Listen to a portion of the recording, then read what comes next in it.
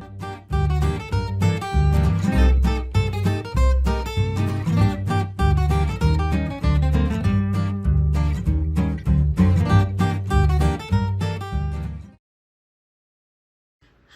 welcome to Cooking by the Books. I'm Jill Allen, and today we're going to make pasta.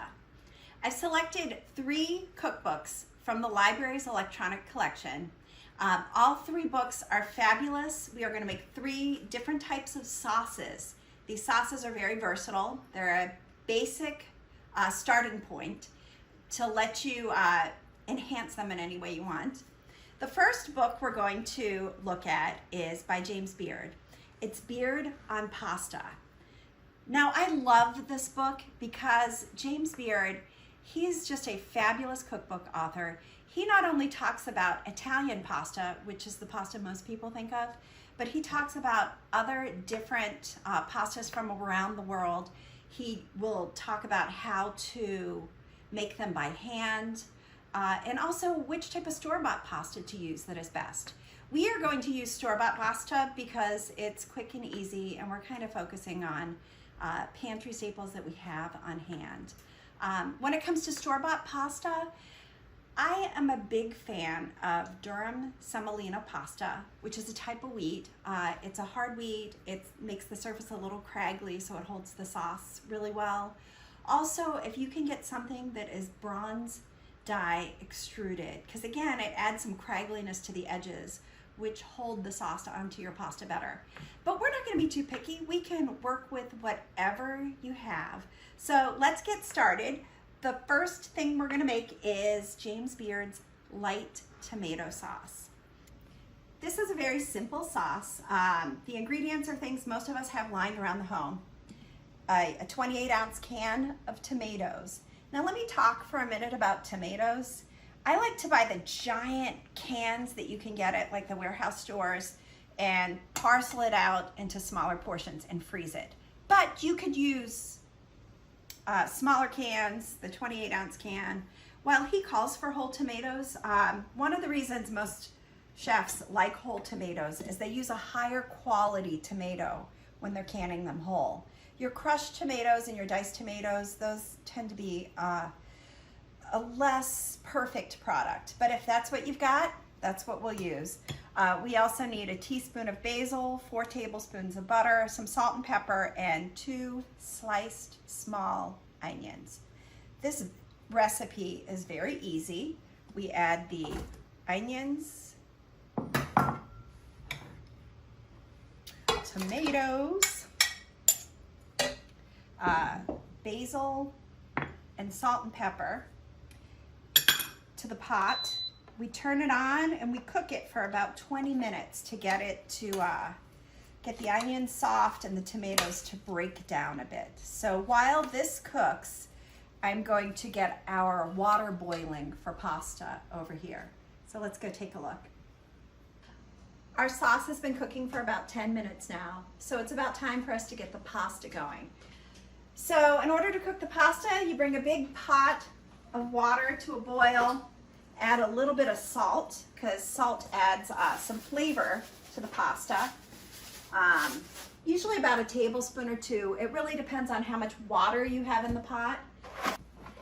Now we're going to add the pasta. It's at a rolling boil. I'm going to make rigatoni to go with my sauce because it's one of my childhood favorites. So let's give that a little stir. Rigatoni needs about 12 to 14 minutes to cook, so I'm going to set a timer, and in the meantime I'm going to go check on our tomato sauce. Alright, you can see it's been about 10 minutes with the tomato sauce, and the onions are starting to get a little soft. The tomatoes are starting to break down a bit. We've got about 10 minutes more to go, and then we'll be ready to puree it and add it to our pasta. Super, our pasta's done, so we're going to drain it now. It's nice and steamy. And then put it up here. I like to add a little olive oil to it to keep it from sticking. Also, some of my kids prefer just plain pasta, so this gives a little substance to it for them. Super. Let's move back to the sauce and see how we're doing over there. The sauce is done. The onions are soft. The tomatoes are really falling apart. You could just break it up with your spoon and serve it over the pasta like that if you want a chunky sauce. My family, we prefer it a little smoother, so I'm going to use my immersion blender to puree it. Okay, so you can see the sauce is nice and a little smoother now. So this is when we add the butter. I think the butter is what makes this dish so delicious. It adds a richness and just a smooth mouthfeel. It is really fantastic. Of course, you can always cut down the amount of butter, but you really should add some. You don't want to miss out. So we mix it in here until it melts. You can see it lightens the color of the sauce somewhat. It's not as red, it's turning a little more orangey. All right, so this should be really good. It smells really good too. All right, now we will add some over our pasta. All right.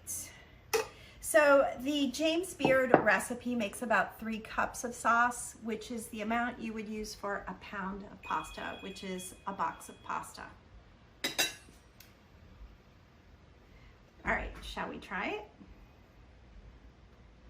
It looks really hot. It smells really good. All right. It tastes fabulous.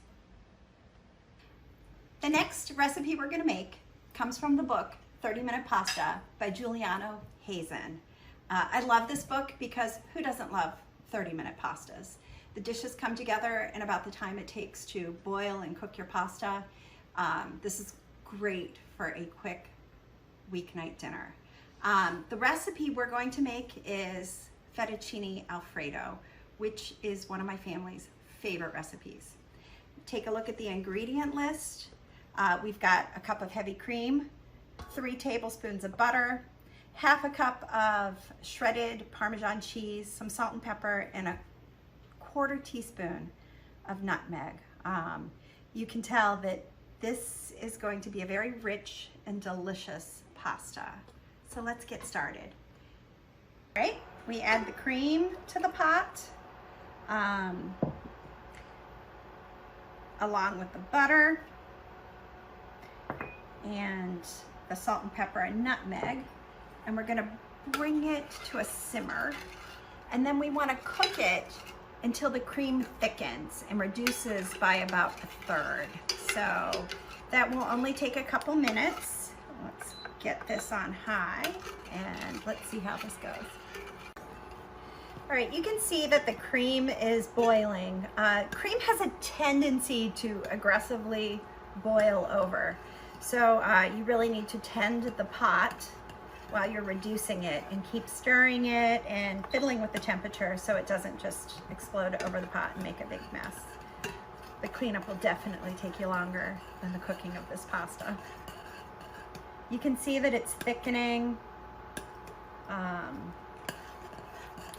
And of course, when we add the cheese, that'll thicken it some more. But let's give it another minute before we add that cheese.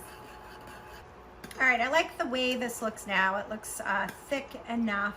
It's not very watery, so we're gonna go ahead and add the cheese. Now, adding Parmesan cheese, boy, there is a range of different levels of Parmesan you can get at the store. Starting with the cheap stuff in the shaker can, all the way up to the stuff that's $30 a pound. I'll let your budget decide where you want to be on that. I tend to go for like a mid-level cheese because we're kind of crazy about cheese in this house. Okay, you can see it's gotten a little thicker with the cheese added. All right, super. We're gonna just turn this off and let it sit here until our pasta is ready.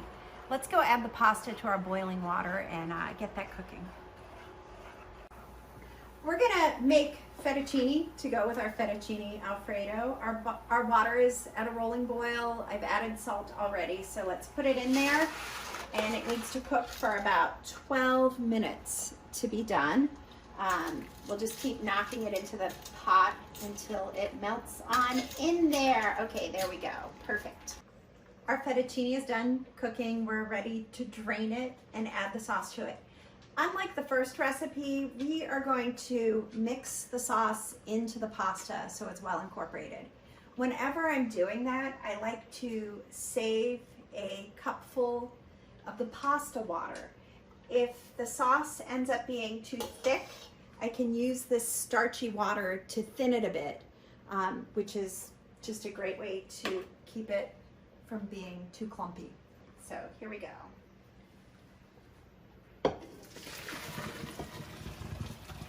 Oh, look at that. All right, we're gonna add this to the bowl. Our fettuccine is done. Our pasta sauce is nice and thick. So we are going to add it. Try to get every little bit of it in there. You don't want to miss any of the butter, cheese, or cream. Great. Toss it all pretty well.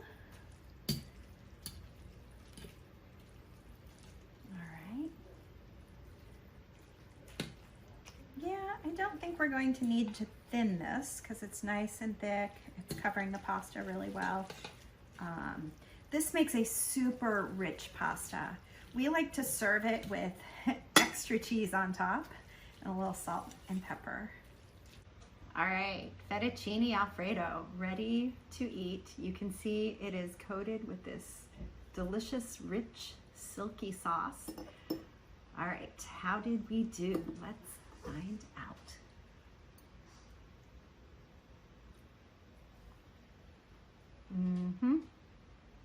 Perfection. Our next recipe comes from the book Canal House Pasta. We are going to make the pasta with olives, capers, and lemons. And this is a really quick pasta dish to pull together. The only thing you cook is the pasta. The rest of the ingredients are just assembled and thrown up with the pasta. So this is what we are adding. We've got half a cup of chopped olives, a tablespoon of capers, a minced garlic clove, about a teaspoon of lemon zest, and the juice from one lemon. My lemon only gave me about 2 tablespoons. We'll just deal. Salt, pepper, crushed red pepper, and a big bunch of chopped parsley. So what we do is we just toss this all in a bowl.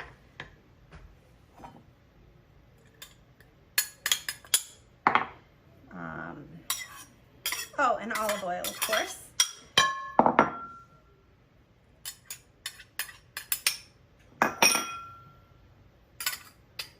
This is going to be really fresh and bright.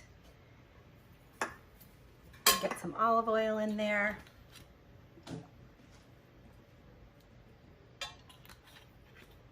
And we'll let this just sit here while we cook the pasta. Now, you can make any pasta shape you want to go with this.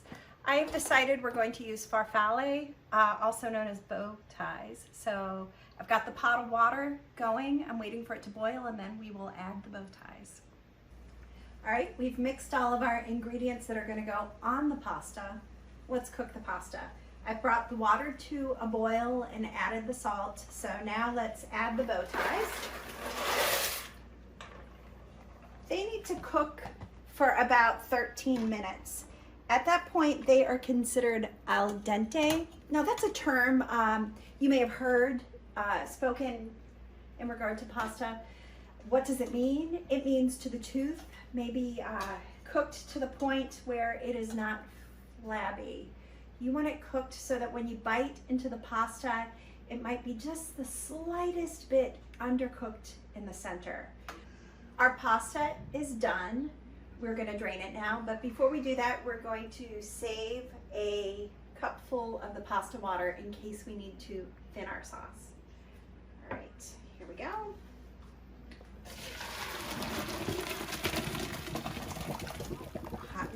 ready. All right. All right, let's add the bow ties to our toppings, mix it all together, and see if we need to thin it with any of the pasta water. Whoops, there we go. All right, now the hot pasta will wilt the parsley a little bit, which is good. All right, let's see how this is looking. Maybe I'll add just a little blip of pasta water. Boom. Now this is the kind of pasta that is delicious hot, but is also really good eaten cold. Let's dress it with a little more olive oil and then see how it tastes. All right, let's see how this turned out. Oh, I got a lot of olives on mine, which is good because I love olives.